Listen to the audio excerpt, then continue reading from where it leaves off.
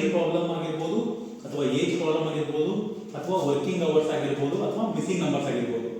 So ಅಥವಾ calendar problem, ಅದು regular ಆಗಿ ಬರುವಂಥ ಕ್ವಶನ್ಸ್. ನಾವು ಇವತ್ತು ಡಿಸ್ಕಸ್ ಮಾಡ್ತಾ ಇರೋದು ಟ್ರೈನ್ ಪ್ರಾಬ್ಲಮ್ ಬಗ್ಗೆ. Train problem.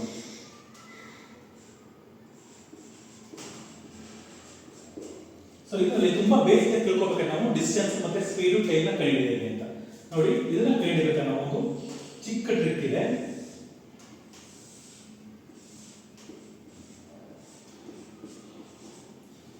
ಸೊ ಈ ತರ ಟ್ರೈ ಮಾಡ್ಕೊಂಡು ಹೋಗ್ಬೇಕು. ನೋಡಿ ಈಗ ನಾನು ಡಿ ಅಂದ್ರೆ ಡಿಸ್ಟೆನ್ಸ್ ಕಂಡುಹಿಡಿಯಬೇಕಾದ್ರೆ ಇದನ್ನೇನು ಟೈಮ್ ಮತ್ತೆ ಸ್ಪೀಡ್.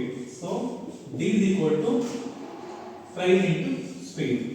ಸೊ ನೆಕ್ಸ್ಟ್ ಟಿ ಕಂಡುಹಿಡಿಯೋಣ. ಟಿ ಕ್ಲೋಸ್ ಮಾಡ್ಕೊಂಡ್ರೆ ಉಳ್ಕೊಂಡಿದ್ದು ಡಿ ಮತ್ತೆ ಎಸ್ ಆರ್ ಮತ್ತೆ distance divided by speed.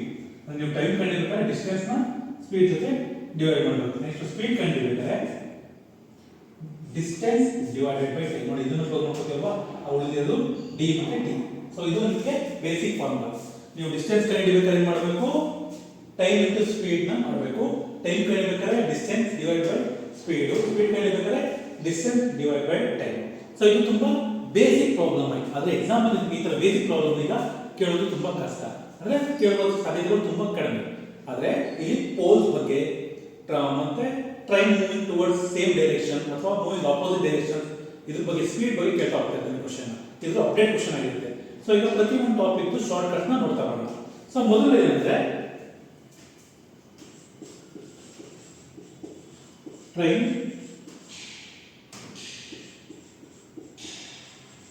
Crossing A pole.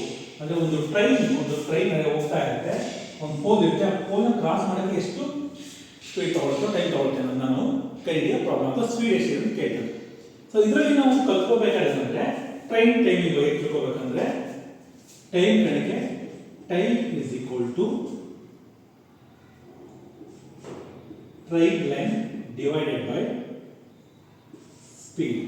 ಅಂದ್ರೆ ಇದಕ್ಕೆ ಟ್ರೈನ್ ಲೆಂತ್, ಈ ಲೆಂತ್ ಏನಿದೆ ಈ ಲೆಂತ್ ತಿಳ್ಕೋಬೇಕಾಗುತ್ತೆ. ನಾವು ಟ್ರೈನ್ ಯಾವ ಸ್ಪೀಡ್ ಬರ್ತಾ ಇದೆ, ಆ ಲೆಂತ್ ಏನು ಅಂತ ಯಾವ ಟೈಮಲ್ಲಿ ಕ್ರಾಸ್ ಮಾಡಿ ತಿಳ್ಕೊಳ್ಳೋಕೆ ನಮಗೆ ಇವೆರಡು ತುಂಬಾ ಅವಶ್ಯಕತೆ ಬೇಕಾಗುತ್ತೆ.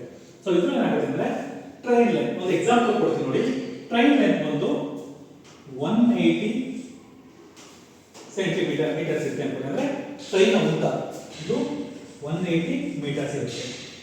ನೆಕ್ಸ್ಟ್ ಟ್ರೈನ್ ನ ಸ್ಪೀಡ್ ಅಂದ್ರೆ ಎಷ್ಟು ವೇಗವಾಗಿ ಹೋಗ್ತಾ ಹೋಗ್ತಾ ಅಂತ ತಿಳ್ಕೋಬೇಕು. ಅದು ಸ್ಪೀಡ್ ಏನಾಗಿರುತ್ತೆ ಅಂದ್ರೆ 54 kilometres per hour. 54 kilometers per hour. So ಈ 54 kilometers per hour ಮಾಡಬೇಕಾದ್ರೆ ನಾವು ಈಗ ನಮಗೆ ಪರ್ ಸೆಕೆಂಡ್ ಮಾಡ್ಕೋಬೇಕಾಗುತ್ತೆ, ಅಂದ್ರೆ ಸ್ಪೀಡ್ ಪರ್ ಸೆಕೆಂಡ್ ಗೆ ಮಾಡ್ಕೋಬೇಕಾಗುತ್ತೆ. ಸೊ ಇದು ನಾವು ಕಂಡುಹಿಡಿಯೋದು ಹೇಗೆ ಅಂದ್ರೆ ನೋಡಿ, ಇದನ್ನ ಕನ್ವರ್ಟ್ ಮಾಡೋಣ ನಾವು 15 ಮಿನಿಟ್ ಪರ್ ಸೆಕೆಂಡ್ ಈ ಸ್ಪೀಡ್ ಬರುತ್ತೆ. ಸೊ ನಮಗೆ ಸ್ಪೀಡ್ ಗೊತ್ತಾಗಿದೆ ಬೈ 15 ಮಿನಿಟ್ ಪರ್ ಸೆಕೆಂಡ್ ಮಾಡಿದ್ರೆ ನಮಗೆ ಗೊತ್ತಾಗುತ್ತೆ ಟೈಮು 12 ಸೆಕೆಂಡ್ಸ್ ಅಲ್ಲಿ ಮೂವ್ ಆಗುತ್ತೆ.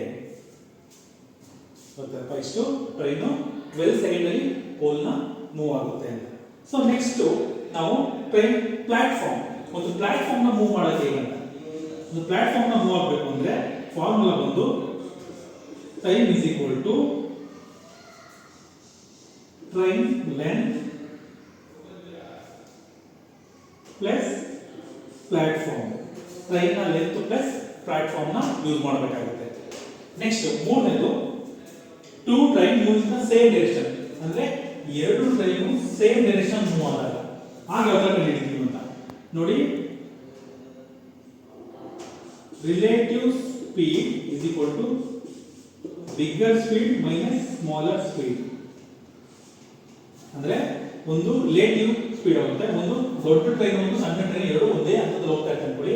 ಆಗ ಮೊದಲು ನಾವು ದೊಡ್ಡ ಟ್ರೈನ್ ಇಂದ ಸ್ಮಾಲ್ ಟ್ರೈನ್ ಸ್ಪೀಡ್ ನ ಕಂಡುಹಿಡಿಯಬೇಕಾಗುತ್ತೆ.